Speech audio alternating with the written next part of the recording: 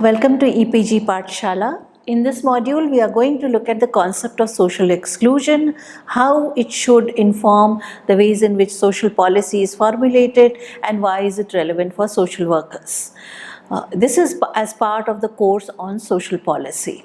I am Dr. Shuli Kumar, Associate Professor, School of Social Work, Tata Institute of Social Sciences.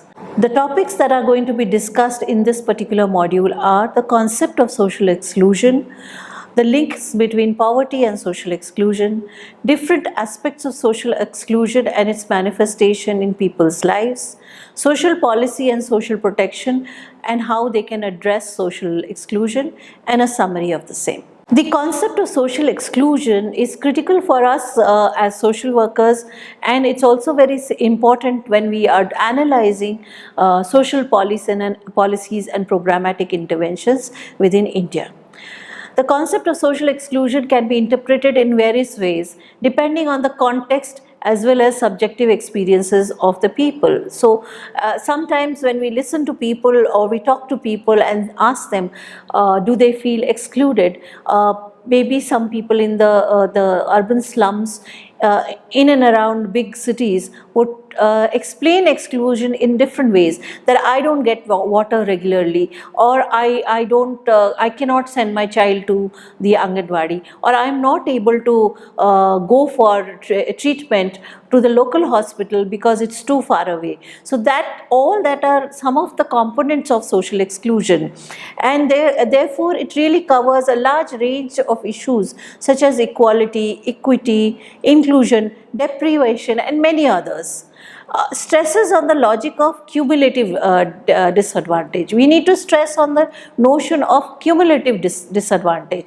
It's not that one single dimension of a person's life that creates social exclusion. It is not just about the identity of the individual or which social group that particular person may belong to, but it is a cumulative disadvantage that a particular person belongs to or is living in, that creates social exclusion.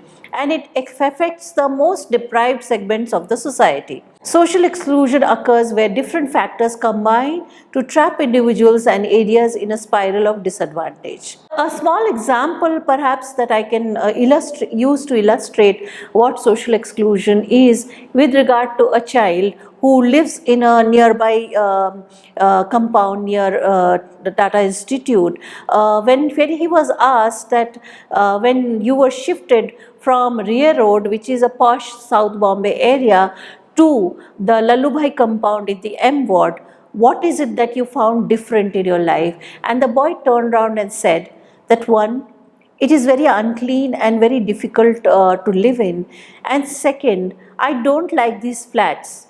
In Ray Road, we lived in small houses which were essentially constructed by the family themselves, but there was plenty of space for me to play and meet my friends, and I made many friends in that particular locality. But in these flats, I hardly get anyone to play with, and there is no space to play with in the compound itself. And also it is very unsafe for me to be here on my own. So therefore I would much rather live in Ray Road than live in this particular compound. And that is what social exclusion experience is for this little child who is living in Lalubhai compound. So therefore the definition of social exclusion can be a vast definition. And let's look at what Esteville has when he talks about transferability of social exclusion. Social exclusion may be understood as an accumulation of confluent processes with successive ruptures arising from the heart of the economy, politics, and society, which gradually distances and places certain persons, groups, communities and territories in a position of inferiority in relation to the centers of power, resources and prevailing values. This is precisely what I mean, that Rear Road had to be converted into a prestigious and rich locality, and therefore the so-called eyesores, that is the people living in the slum colonies, had to be shifted into a more disadvantaged location of the M ward, and how that created how they created further disadvantage and underprivilege for the communities who were shifted there, who largely belong to Dalit and Muslim identities and communities. So, in many ways, Estiville has given a very comprehensive understanding of social exclusion. There are other discourses which you would like to look at, though we do not subscribe to all of them, but it's important to know what are these discourses on social exclusion. The one that is very often used is the notion of redistributive discourse, in which the central problem is seen as lack of resources amongst the poor, such as access to collectively provided services as well as lack of money. In this discourse, poverty remains at the core, and especially income poverty. The other discourse is the social integration discourse, wherein it's mainly concerned with inclusion and integration, in which social exclusion has been primarily construed as labor market exclusion. That is, that people are poor and they do not have work, and hence that's why they are being excluded. So those who are poor, since they don't have work, need to be integrated or included, and therefore given some form of work so that they can come out of poverty and exclusion. The other third discourse is the moral underclass discourse, which says that behavioral or moral deficiencies are the problem of exclusion, and these people don't want to work and therefore they are excluded. There is some problem with them, and therefore it is a mental health issue, it's a social and cultural issue, and it needs to be addressed as such. All three of these definitions are actually quite incomplete and do not give a comprehensive understanding of what social exclusion really is and how it operates in people's lives. So let's look at the linkages between poverty and social exclusion. There is an ongoing debate and disagreement about exactly what poverty is. So therefore, even poverty as a definitional issue is very problematic, and how one should seek to define as well as measure poverty. Because unless and until the nation or the duty holders or the people who are responsible to address poverty measure it or define it, there will be no poverty, there will be no policy to address poverty. So the different ways in which we define and measure poverty, the various facets of the problem that is then revealed, leads to different demands of policy actions. So how poverty is defined by different people then defines what should be the policy. And there are different forms of policy responses to poverty therefore. Hence the definition and measurement of poverty is directly linked to how policy is constructed to address poverty. It is definitely understood that poverty needs to be alleviated. All social policy dimensions and state stakeholders as well as civil society stakeholders do understand that poverty needs to be alleviated, and policy needs to be therefore created to address poverty issues. However, different formats of understanding of social exclusion and poverty inform the ways in which policy is constructed, developed and actually implemented. So social policy and poverty need to come together, and we need to understand these two. There are different ways in which kinds of poverty have been explored. So there is the notion of absolute poverty, where poverty means being without the essentials of life, what we call as the basic needs, and therefore refer to subsistence poverty. However, in practice, what is essential for life varies according to subjective context of an individual, such as where and when one is living. So, for example, a person who is living in the village maybe has a piece of land as an asset, but it is not being productive because of climate change, and there is a drought in the village, and that person and his family migrates to the city and does not have any format of assets with which he can make a living in the city. One, the person may not have the adequate skills to do the kind of work that is required in an urban setting. Second, may not have adequate money to actually start a business or an enterprise on their own, and may not even have any possibilities of thinking of alternative livelihoods. In that case, how do we look at absolute poverty? So it is actually contextual and changes and varies over time. So that is very significant for us to keep in mind when we are looking at policy and programmatic interventions. Relative poverty, on the other hand, takes up the notion of changes in predetermination of poverty levels over time and place. So relative poverty is measured based on what are the differences over several decades or several years. So it is a very different way of looking at poverty lines and poverty outcomes and who are the poor. There is another new definition and measurement of poverty linking income to social security benefit levels, which highlights that despite general increases in in affluence and improved conditions of living, there is a need for improved social protection. So what we hear nowadays is that the rich are becoming richer and the poor continue to be poor and perhaps fall into extreme poverty. So analysis of the income levels, the way it is varied, what are the differences in a particular state, nation or community, is something that informs the poverty measurement and the ways in which social security or social protection policies need to be articulated. So that difference needs to be addressed, and poverty alleviation programs therefore need to be shaped in that context, is what this particular perspective looks at when it tries to define poverty. The idea of exclusion again goes on, is a critical dimension of looking at poverty, which means non-participation in key social activities need to be taken on board when we are looking at social exclusion and also looking at multidimensional poverty.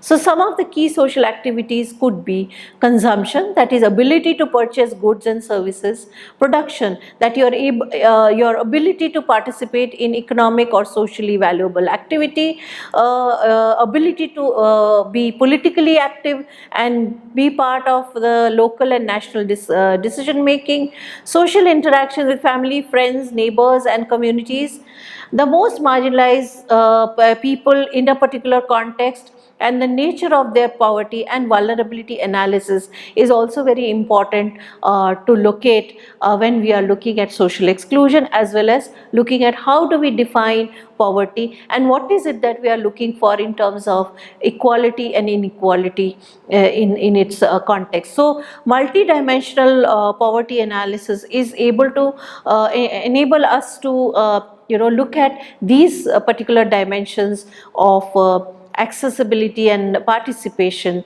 and inability and ability of different people, and then in that case we are able to probably come up with a better definition of poverty and measure poverty in a more comprehensive manner. So social exclusion, let's look at some of the critical aspects of social exclusion then in such a context. That group-based disadvantages, that is one of the key aspects of social exclusion, that is social hierarchies and relations that define certain groups as inferior to others on the basis of their identity. That is a key source of disadvantage. So group-based disadvantage is something that should inform any understanding of social exclusion in any particular context or society.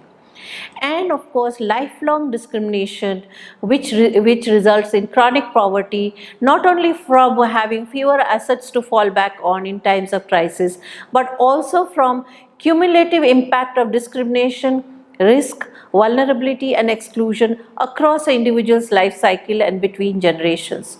So sometimes it's good to look at some of the biographies of marginalized people, be it from a tribal context or from a caste Dalit context, to actually understand this whole notion of lifelong discrimination and how, despite all efforts by individuals, they are not able to come out of these discriminatory processes throughout their life cycle, and therefore are more vulnerable than many. So for example, the denotified tribes are more vulnerable among the tribal communities because they are labeled as criminal and they are not able to access many of the social services that are available to them in terms of health, education, because the discriminatory attitudes, stereotypes they face is acute. So generationally they face chronic poverty, because there is no access to education or any kind of resource which will bring them out of poverty. So the systemic exclusion is what one is talking about, and its operation in society, it creates exclusion. So it is not only limited to the operation or of discrimination at the level of the household. It is also the ways in which power is allocated to certain privileged groups in a society, and how that power gets perpetuated within those privileged groups and within those privileged caste groups and elites, which creates further exclusion. And this perpetuates and permeates in the various institutional settings, which includes the bureaucracy, which includes the state systems, which also includes societal and local governance systems as well. So exclusionary forces are often derived from prejudices held by more influential members of the society.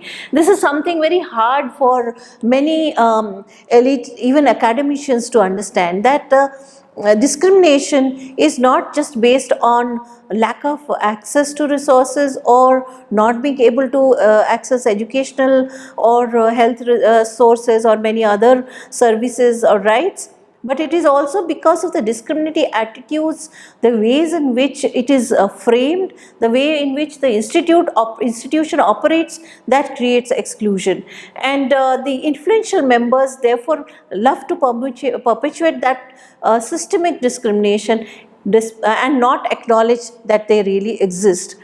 It manifests in various forms of discriminatory practices, such as institutionalized biases against marginalized groups, institutional blindness to the needs of vulnerable groups in the population, such as people with disabilities, and cultural and social practices that delegitimize claims. So if today a child of a denotified tribe wants to study in a private school that is happening under the right to education, the usual dialogue that we hear from the private schools is that this child will not be able to adjust with all the other children because he has to match up to the levels where these other children are. Now, in that case, discrimination is obviously going to be perpetuated by the school system.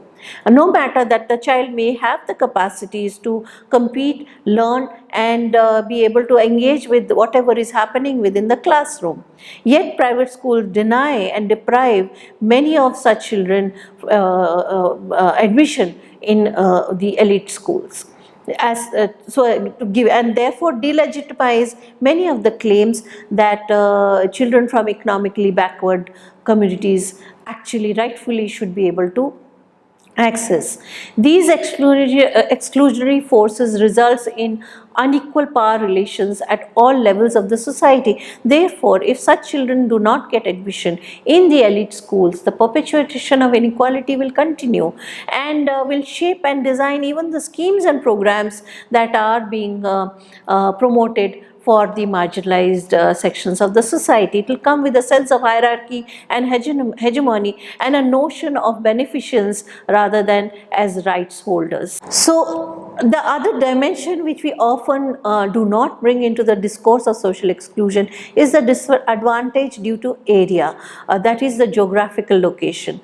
So structural disadvantage may arise in form of inadequate infrastructure such as roads, weak communication systems, no internet access, absence of government and private sector services, greater likelihood of exposure to natural disasters. Say for example, the hilly districts may face greater forms of social exclusion than perhaps the plain areas which are more accessible. Similarly, the northeastern region of the country has always been social excluded, and groups and communities living out there have been deprived of basic services which are rightfully theirs under the constitution, because there has been a blindness to the geographical location of these communities, recognition that within those geographical locations the policies, the programs need to be structured keeping the geographical problems and adversities in mind. These disadvantages often because of geography really create further marginalization of already existing communities and groups. And therefore governments have to play a special role to articulate policies which are also locale specific and specific to the community context, and also the social realities of such people living in such locations. The absence of legislation that addresses discrimination is another dimension which continues the perpetuation of structural discrimination. If there are no laws to address equal opportunity legislation, to address inequalities, and there are no equal opportunity legislations in place, that often perpetuates the structural disadvantage that certain people or communities may face in a particular country or society. Insufficient investment, while there may be laws, there may be also policies and programmatic interventions, but budgetary allocations, that's what we mean by insufficient investment. If budgetary allocations are not made adequately to ensure that the programs reach out to people and that it takes into consideration, say for example, the geographical difficulty, the discriminatory attitudes, the barriers that are created by societal structures, if adequate budgetary allocation is not done, and even if budgetary allocation is done, it does not reach the people who it is meant for, then discrimination continues, and structural discrimination continues to create more and more barriers for people to access these basic services and programs to come out of poverty. So poverty then becomes a cyclical process wherein discriminatory practices continue and the poor continue to come